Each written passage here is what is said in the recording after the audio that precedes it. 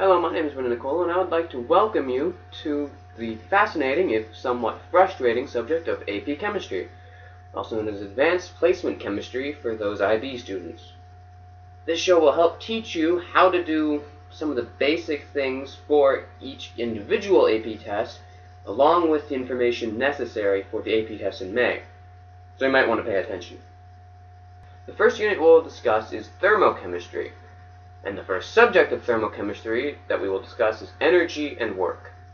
So what is energy and work in the first place? Well, energy is the ability to work on a system, while work is the ability to transfer energy from one system to another, or to have energy transferred into that first system. The basic examples of energy, like the standard things you'll see, are kinetic energy, which is the energy of motion, and potential energy, which is like stuff standing still. So, example of kinetic energy. A nice can of Canada Dry.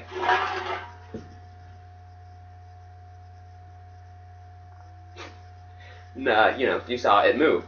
But an example of like potential energy, this table. It's not moving, but I could move it if I wanted to. I'm not going to. To calculate kinetic energy, there's this handy equation, Ke equals 1/2 mv squared, where m is the mass and v is the velocity in meters per second.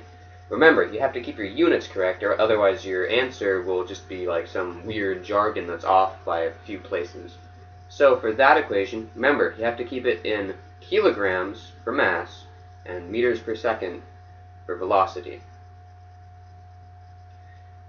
In the end, that'll give you the energy from motion, the kinetic energy, which is calculated in joules, which was named after the English physicist James Prescott Joule. I'm terrible with names.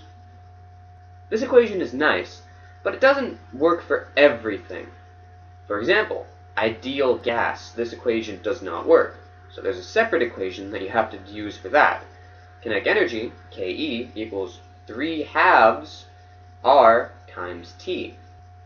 Now, I bet you're probably thinking, well, what's the R? What's the T? Well, T is energy in Kelvin. That's pretty standard. It's kind of like the ideal gas law. But unlike the ideal gas law, the R is not 0.0821.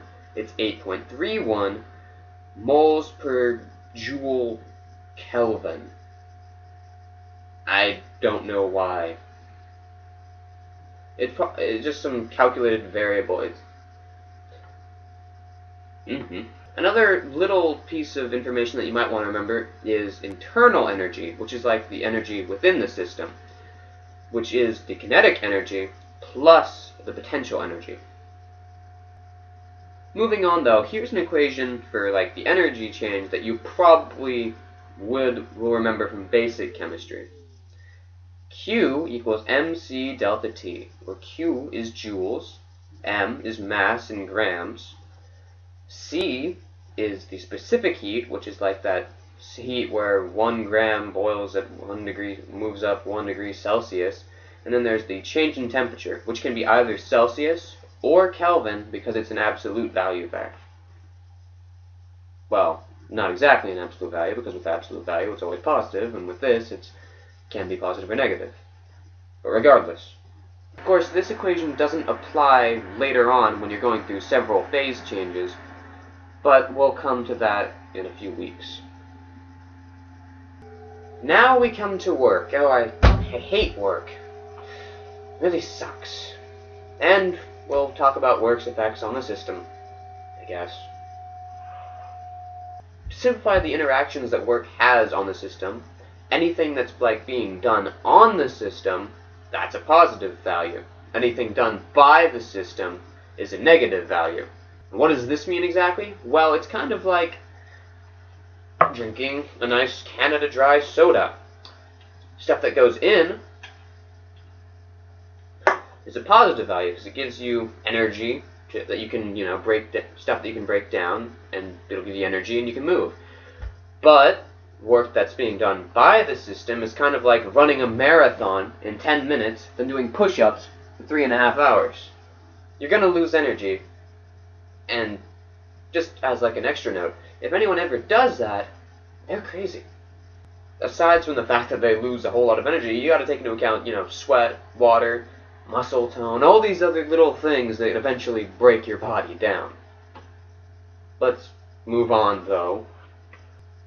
Lastly, I'd like to talk about how work and energy affect the total energy change of the system, which has yet another equation. Delta E equals Q plus W. What is that, like 5 equations, and it's the beginning of the entire unit? Whew. Essentially, all this is saying is that the energy change of a system is related to, and is in fact, the heat of reaction, which we will talk about next time with Hess's law. Now, I know I said lastly, but finally, let's move on to the reaction of the day. This is the thermite reaction. Now, what is the thermite reaction? Well, the thermite reaction is a reaction that involves aluminum solid plus iron oxide, also solid, and when you react these two with enough energy, you get iron solid plus aluminum oxide. Now, this doesn't sound that impressive or amazing right off the bat, until you consider the tremendous amount of heat energy that's given off, about 2,500 degrees Celsius. Enjoy. The natural gas equation, where with the can you get the 2 to 1. 3. Thank you. So we've never gotten good questions. 1. And heating. Igniting. I don't know the good if I can. Just stick it in there. Yeah, so all the flames at the top are hydrogen gas, because it's so hot. What the fuck? You seem to be having troubles. Just. Thanks for watching. I'll see you next week with Hess's Law. Have a great night. Oh, crap.